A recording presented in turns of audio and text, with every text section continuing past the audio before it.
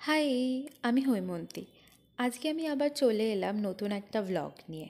আর সত্যি কথা বলতে কি, এই ভ্লগটা একটু বেশি স্পেশাল আমার কাছে। এই ভ্লগটা হলো একটা বছর পর বাড়ি ফেরার গল্প।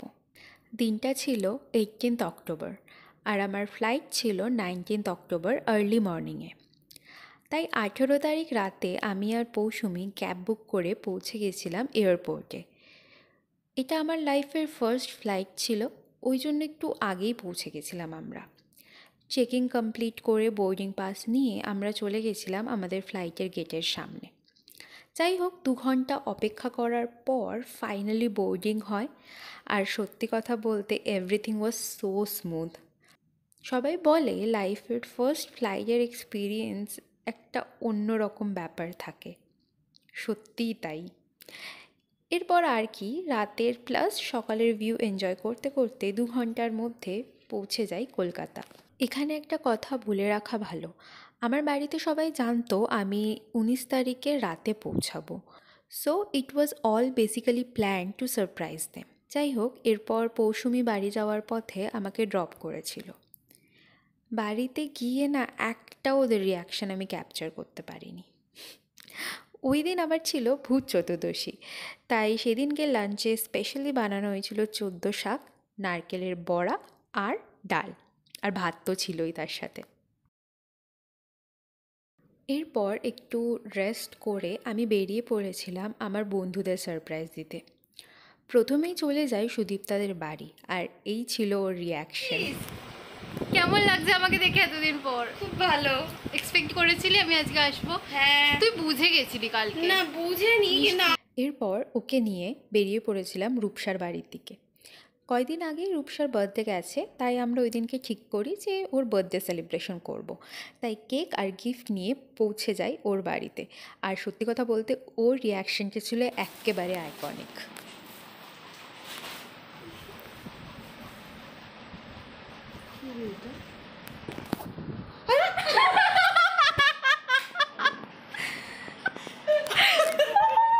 কেমন ফিল হচ্ছে আমাকে দেখে 1 বছর পর? ইরিটেটিং লাগছে। ইরিটেটিং? আমার কেন ফিরে এলো? যাই হোক, এরপর পুরো সন্ধ্যাটা আমরা একসাথে কাটাই। আর আমি না ওদেরকে খুব বলতাম, তোরা আমাকে নিয়ে ঘুরতে যাস না, তোরা দুজন মিলেই শুধু ঘুরতে যাস। তাই ওরাও আমাকে নিয়ে স্কুটিতে করে ঘুরতে বেরিয়েছিল আমাদের লোকাল এরিয়াতে। ঠিক একই রকমভাবে আমি না আমার দিদিকেও বলতাম, দিদি প্লিজ মিষ্টি বানানা আমার জন্য। তাই বাড়ি গিয়ে সেদিনকে রাতে দেখি যে দিদি আমার জন্য আবার মিষ্টিও বানিয়েছিল, যেগুলো খেতে একেবারে অসাধারণ ছিল। নেক্সট ডে ছিল কালী পুজো, আর এই দিন ব্রেকফাস্টে আমার জন্য স্পেশালি বানানো হয়েছিল লুচি আর সাদা আলুর তরকারি। তোমরা হয়তো জানো না, আমার বাড়িতে এখন টোটাল 5খানা বিড়াল আছে। তাদের মধ্যে 2জন হচ্ছে এনারা। মানে আমি নিজেই মাঝে মাঝে ভাবি যে কিভাবে আমি বিড়ালগুলোকে ছাড়া একটা গোটা বছর কাটিয়ে দিলাম। এই দিন লাঞ্চে রান্না হচ্ছিল ডাল আর আলু পোস্ত। আমি না কোনো দিন আলু পোস্ত বানাইনি, তাই ঠিক করেছিলাম যে আমি রান্না করব ওই দিন। ওই মানে মা বলে দিচ্ছিল আর আমি রান্না করছিলাম।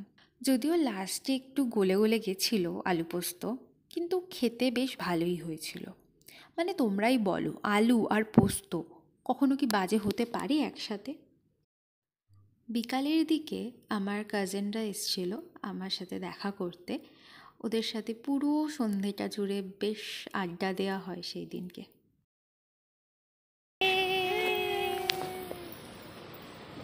এর পরের দিন আমি আর দিদি চলে গেছিলাম বাজার কলকাতায় ভাইফোঁটার গিফট কিনতে। গিফট কিনে আমরা চলে যাই মিয়ামোড়ে।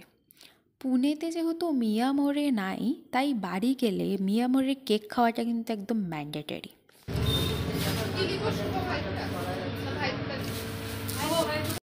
এইবার আমি প্রায় 3 বছর পর ভাইফোঁটা দিলাম।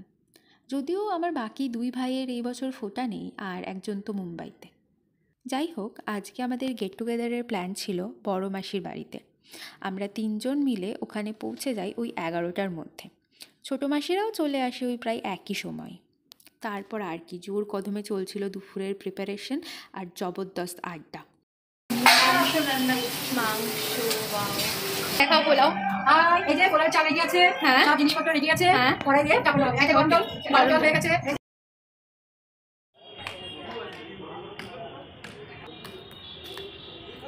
গাইস, ওইটা হচ্ছে এই যে এটা হচ্ছে আমার স্কুল। আমার যেতে ইচ্ছা করছে কিন্তু আমি যেতে পারবো না। হাই বলো সবাই। গলা কেটে দিচ্ছিস। সেদিনের দুপুরের মেনু ছিল বিরিয়ানি, চিকেন কষা, বাসন্তী পোলাও আর পনির। ওই একই দিনে তুতুল দিদির 2 ইয়ার ওয়ার্ক অ্যানিভার্সারিও ছিল। সো ওটারও ছোট্ট করে একটা সেলিব্রেশন করি আমরা। আর সত্যি কথা বলতে কি খুবই আনন্দে কাটিয়েছিলাম আমরা ওই দিনটা। নেক্সট ডে আমি আর রূপসা দুজন মিলে চলে গেছিলাম সুদীপ্তাদের বাড়ি। একটা বছর দেখা হয় না আমাদের, তাই এইবার ডিসাইড করেছিলাম যে একসাথে 3 দিন কিছু সময় কাটাবো আমরা। গিয়ে দেখি কাকিমা কত খাবার রান্না করেছে আমাদের জন্য, চিকেন মালাই কাবাব, পোলাও, চিকেন কষা, আরও কত কী। লাঞ্চে আমাদের আরও এক বন্ধু শ্রেয়া আমাদেরকে জয়েন করেছিল। যাই হোক, সন্ধ্যাবেলা আমাদের 3জনের একটু বেরোনোর প্ল্যান ছিল। আর এখানে আমরা বাচ্চাদের মতো পার্লার আপনি এই বন মানুষ থেকে তো আলিয়া হাট হয়ে যাবে, ঠিক আছে? আর ভীষণ কালো লাগছে। দিদি পয়সা নাই। আর আইব্রোজ করান না কেন? এই মা, আপনি কোন কালের মেয়ে? হ্যাঁ, আইব্রোজ করান না? আপনারা দেখুন নিজেরাই। ওঠ। আমরা যেতাম কাছের একটা ক্যাফেতে। ক্যাফেটার নাম ছিল চায়ের হাট।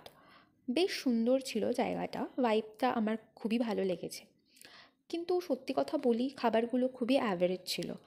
বাট আমরা 3জন একসাথে থাকলে সব কিছু একদম 10 on 10 হয়ে যায়, so no worries. Next day ওদের দুজনকে নিয়ে চলে এসেছিলাম আমাদের বাড়ি।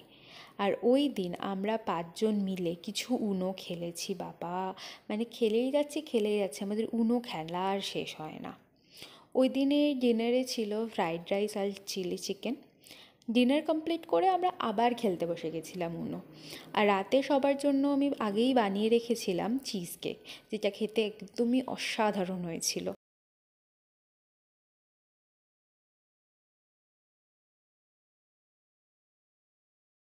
নেক্সট ডে ব্রেকফাস্ট করে আমরা 3জন চলে গেছিলাম রূপসাদের বাড়ি।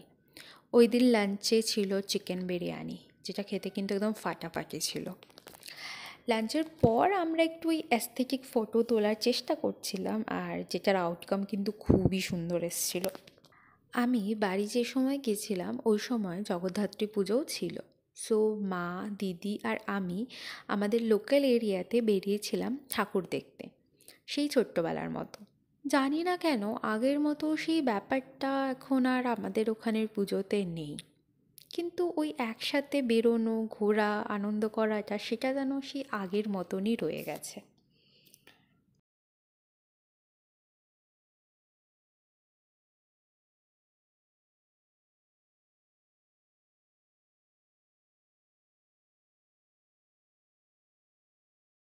নেক্সট ডে আমার মাসির মেয়ে আমাদের বাড়ি এসেছিল আমার সাথে দেখা করতে।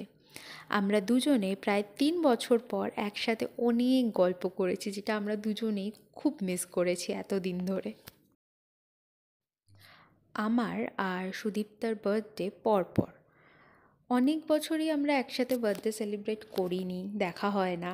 এই জন্য এবার আমরা দুজনেই প্রি বার্থডে সেলিব্রেট করি। Now this is my turn.